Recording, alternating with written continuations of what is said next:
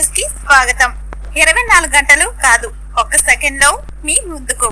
చూస్తూనే ఉండండి నిరంతరం వార్త ప్రసారాలు.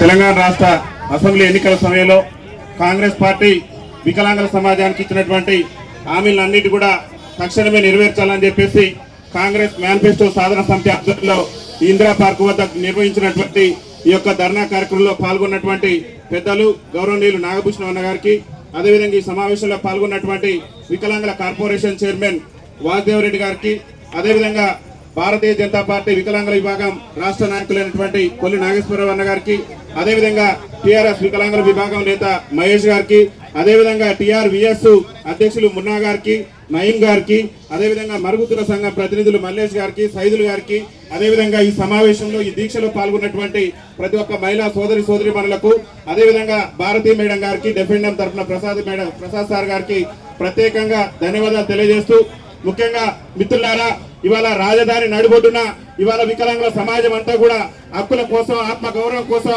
రాజ్యాధికారంలో ఓటా కోసం ఇవాళ నడి రోడ్డు మీద కూర్చొని ఇవాళ దీక్ష చేయవలసినటువంటి పరిస్థితి ఈ తెలంగాణ రాష్ట్రంలో రావడం అనేది దురదృష్టకరం.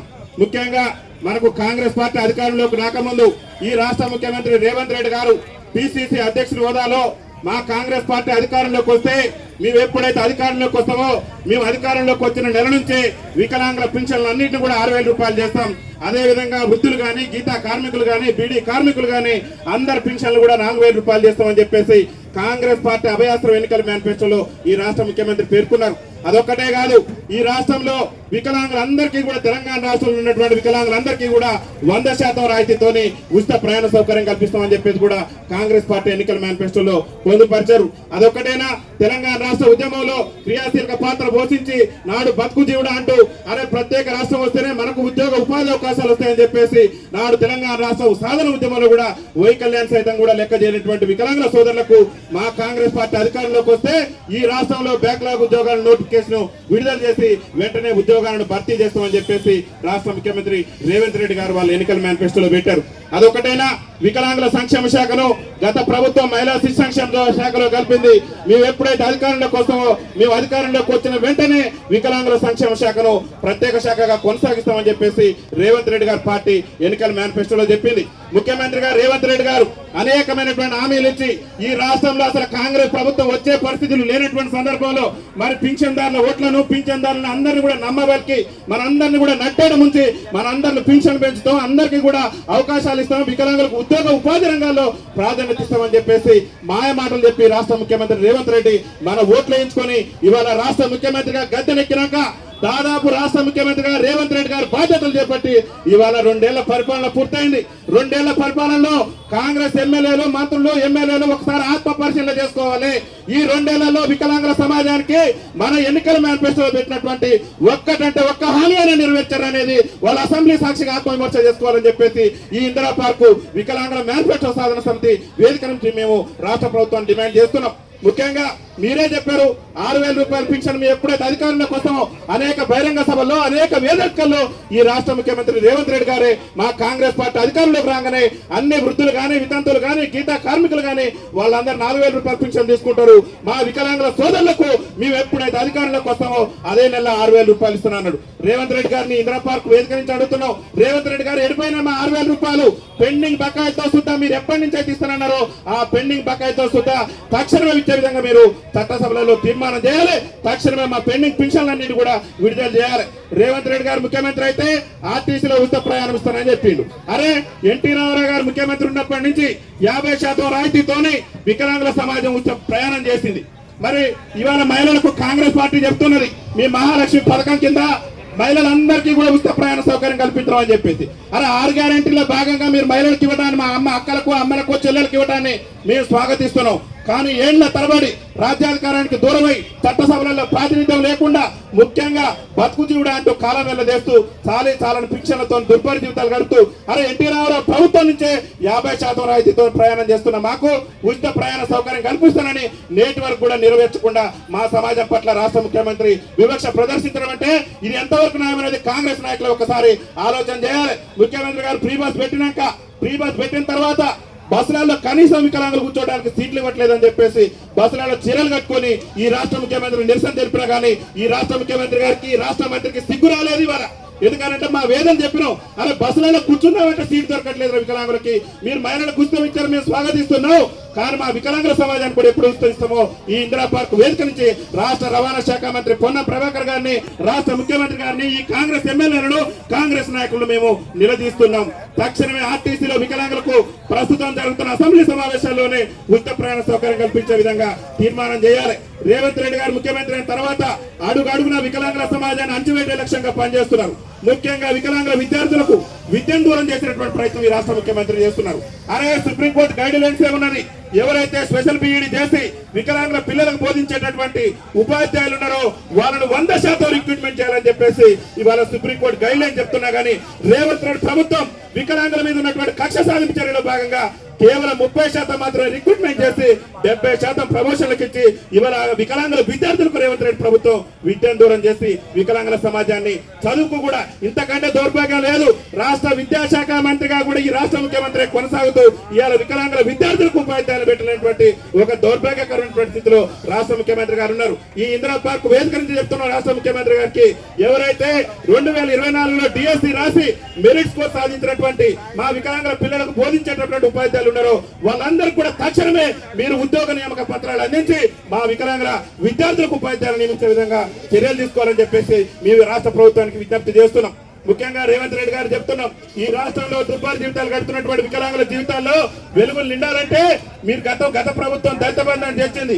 కానీ మేమేమంటున్నాం అంటే 25 లక్షల రూపాయలతోని వికలాంగుల బంధు పథకాన్ని తీసుకొచ్చి మా వికలాంగుల సమాజానికి అండగా ఉండాలని చెప్పేసి ఈ రాష్ట్ర ముఖ్యమంత్రి రేవంత్ రెడ్డి ప్రభుత్వాన్ని మేము నిలదీస్తున్నాం. అరే ఉద్యోగ నియామకాల కోసం, ఉపాధి నియామకాల కోసం, అరే పాఠశాల మెట్లెక్కలేటువంటి మేము పీజీలు పిహెచ్డీ చేసి అరే తెలంగాణ రాష్ట్రం వస్తే మన బతుకులు బాగుపడితే మనకు ఉద్యోగ అవకాశాలు వస్తాయి, ఉపాధి అవకాశాలు వస్తాయని చెప్పేసి మా వికలాంగుల విద్యార్థులు పీజీలు పిహెచ్డీలు చేసి ఉద్యోగాల కోసం ఇవాళ రోడ్ల మీద తిరిగేటటువంటి పరిస్థితి ఉన్నది.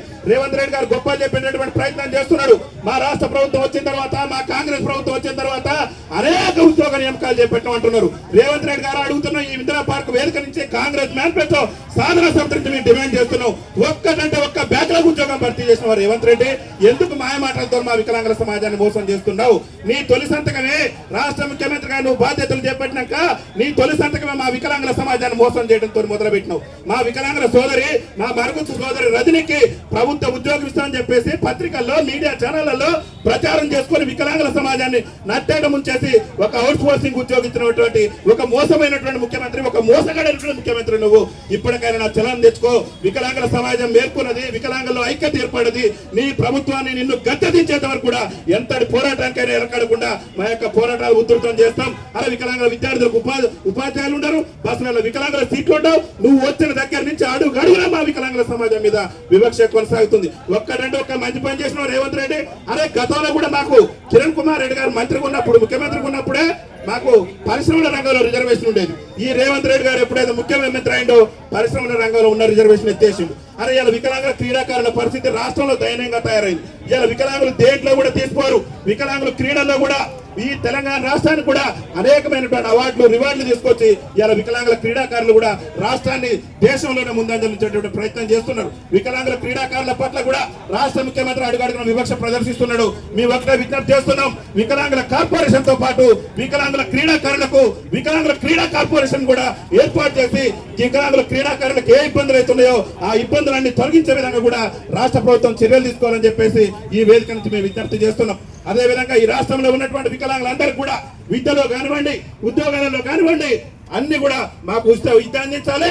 మాకు వైద్య విషయంలో కూడా 100% ప్రభుత్వ ప్రైవేట్ వైద్యశాలల్లో కూడా ఉచిత వైద్యం అందించే విధంగా రేవంత్ రెడ్డి ప్రభుత్వం నిర్ణయం తీసుకోవాలి. ఇవాళ మిత్రులు ముఖ్యంగా ఈ వేదిక నుంచే చెప్తున్నాం, ఇక్కడ అనేక మంది మా బ్లైండ్ సోదరులు ఉన్నారు.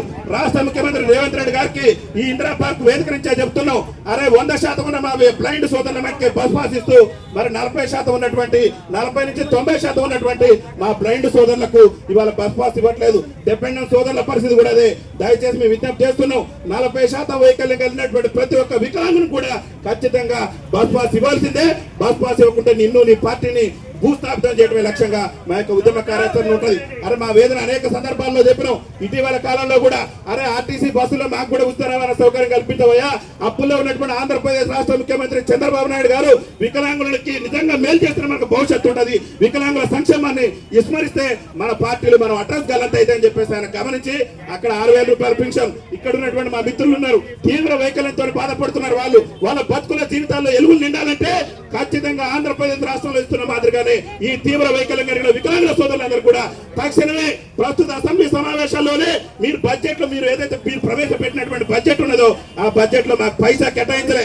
తక్షణమే బడ్జెట్ లో తెలంగాణ రాష్ట్ర ప్రభుత్వం ప్రస్తుత అసెంబ్లీ సమావేశాల్లోనే బడ్జెట్ ను సవరించి వికలాంగుల సంక్షేమ శాఖకు 3,000 కోట్లు కేటాయించి మీరు ఎన్నికల హామీ ప్రకారం 6,000 రూపాయల పింఛన్ ఇవ్వాల్సిందే. మా ఎవరైతే తీవ్ర వైకల్యం కలిగినటువంటి మా వికలాంగుల సోదరులు వాళ్ళందరూ కూడా 15,000 నరకయాత్ర అనుభవిస్తున్నారు. రేవంత్ రెడ్డి మీరు ముఖ్యమంత్రి అయిన కాంచి గత ముఖ్యమంత్రి కేసీఆర్ గారు అయినా చెప్పక ముందని ఆలోచన చేసిండు. అరే ఎక్కడో 200 నుంచి 500 నీ కాంగ్రెస్ పార్టీ 500 చేస్తే కేసీఆర్ గారు 500 పెట్టి ఇవాళ వికలాంగుల సమాజం 4,016 రూపాయలతో బతుకుతున్నది. ఇప్పటికి కూడా మీ కేసీఆర్ ఇచ్చిన పింఛన్ మీద బతుకుతున్నావు. ఎందుకు నువ్వు ముఖ్యమంత్రిగా కొనసాగటం?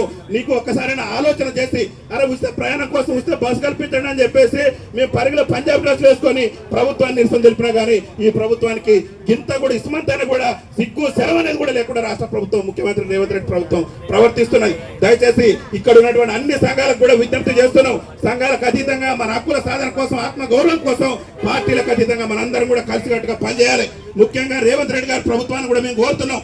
మీరు ఏఐసిసి ఎన్నికల మేనిఫెస్టోలో మీ కాంగ్రెస్ పార్టీ చెప్పింది మా కాంగ్రెస్ పార్టీ ఈ రాష్ట్రంలో అధికారంలోకి వస్తే ఖచ్చితంగా మా కాంగ్రెస్ పార్టీకి మెజార్టీ పార్లమెంట్ స్థానాలు వస్తే తెలంగాణ స్థానిక సంస్థల ఎన్నికల్లో మేము రాజస్థాన్ ఛత్తీస్గఢ్ లో ఏ విధంగా అయితే వికలాంగులకు రాజకీయ రిజర్వేషన్ కల్పించడమో తెలంగాణ స్థానిక సంస్థల ఎన్నికల్లో కూడా వికలాంగులకు రాజకీయ రిజర్వేషన్ కల్పిస్తామని చెప్పేసి కాంగ్రెస్ పార్టీ ఎన్నికల మేనిఫెస్టోలో పేర్కొన్న ఈ రాష్ట్ర ముఖ్యమంత్రి రేవంత్ రెడ్డి వికలాంగులకు స్థానిక సంస్థల్లో రిజర్వేషన్ కల్పించకుండానే సర్పంచ్ ఎన్నికలను జరిపి వికలాంగుల సమాజాన్ని మోసం చేసే ప్రయత్నం చేసిండు. కాబట్టి రేవంత్ రెడ్డి గారు ప్రతి గ్రామ పంచాయతీ కూడా ఒక మహిళా సోదరుని ఒక పురుష సోదరుని ఖచ్చితంగా కోఆపరేషన్ సభ్యులుగా నియమించాల్సిందే.